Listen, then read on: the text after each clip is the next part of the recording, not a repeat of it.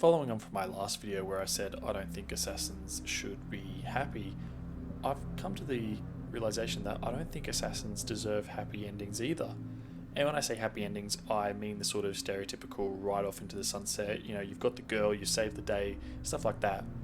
Assassins take so many lives throughout the course of their career, and of course it's all for the greater good, yes, but at the end of the day they've still wrought a lot of suffering, and I don't think it's fair that they get away with it in a poetic justice sense.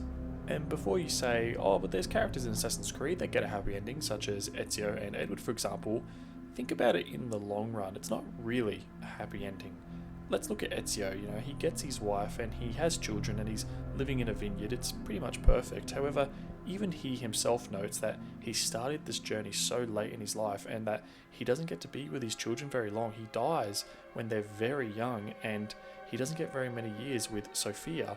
That's very, very sad. He spent so much of his life consumed by being an assassin and revenge that when he finally settles down and gets the wife and the kids, it's too late.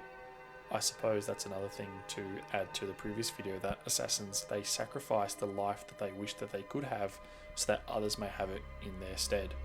Looking at Edward now, he goes back to England at the end of AC4 with his daughter, and we think that that's a happy ending. However, when you look at it in the long run, his relationship with her becomes very estranged, and his son Haytham, while it starts off as a good relationship, obviously he ends up becoming a Templar and despises his father, and then Edward, of course, is betrayed and killed by his friend. In the long run, again, it's not a very happy ending. It's quite tragic, in fact. I remember I think it was Assassin's Creed 4, there were those Abstergo documents talking about Connor's life after the main story, and it describes him as a bitter old man whose wife has left him and he's unhappy. And I think that made a lot of fans of Connor unhappy because Connor had suffered so much throughout his life that you just wish that he got a happy ending in it. And as a fan of the character myself, I was thinking, oh no, that's terrible, but it is in line with his story. His whole life has been tragic. Why should it get any better? Of course, it was revealed that that was Abstergo propaganda and he actually did have a happy life. I think there's the comic where he has a great relationship with his daughter, and as a fan of the character that makes me happy, but the Abstergo version is very on brand for the character and the narrative AC3 was trying to tell.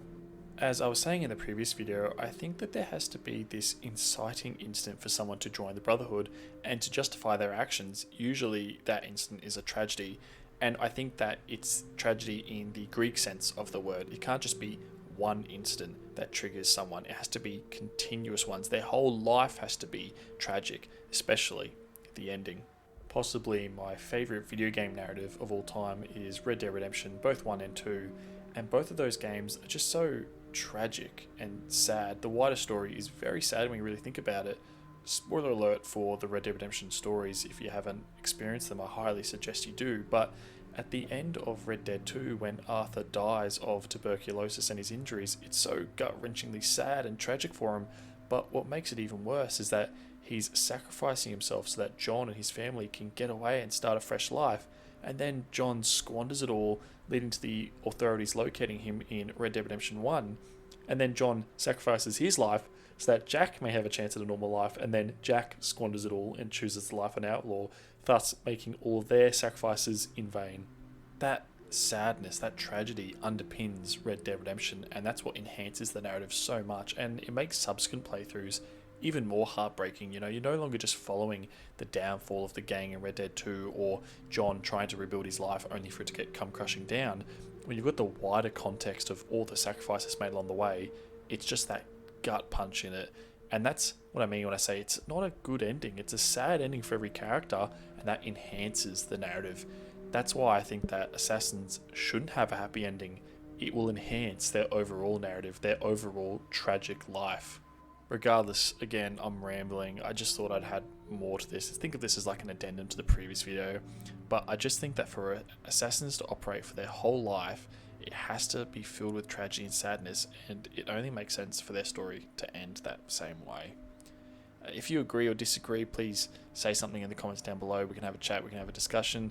If you want to see more content like this, chuck a subscribe. Again, I don't think I'll ever get used to saying that, but thanks for watching this video. Stay safe out there.